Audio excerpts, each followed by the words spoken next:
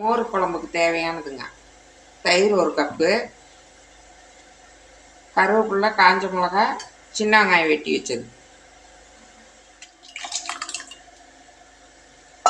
நல்லா சிலிப்பிக்கலாங்க. அதில் போட்டு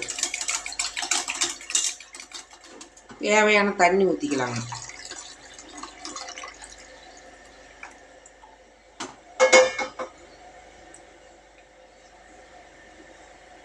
தேங்காய் எண்ணெய் கொஞ்சமாக ஊற்றிக்கலாம். வெந்தயம் கொஞ்சோண்டுங்க, சீரகம் கொஞ்சங்க,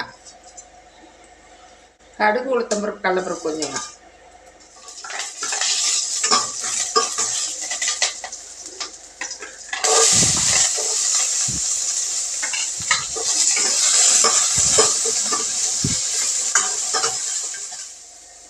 வெங்காயம் வரமிளகா போட்ட பின்னாடி கருவேப்பிலை போட்டுக்கலாம்.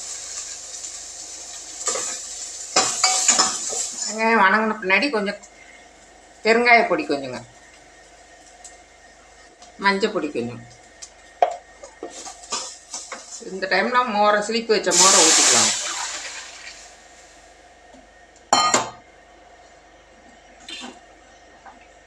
இந்த அளவுக்கு கெட்டியாக இருந்தால் போதுங்க, ரொம்ப தண்ணி வேணும். தூள் உப்பு இந்த டைமில் போட்டுக்கலாம். போட்டு ஒரு 3 நிமிஷம் அனல் கம்மியாக வச்சு இப்படியே கிண்டி விட்டுட்டுருக்கலாங்க.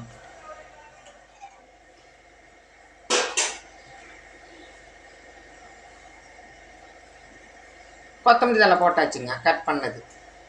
3 நிமிஷம் ஆயிடுச்சுங்க, இறக்கிடலாங்க.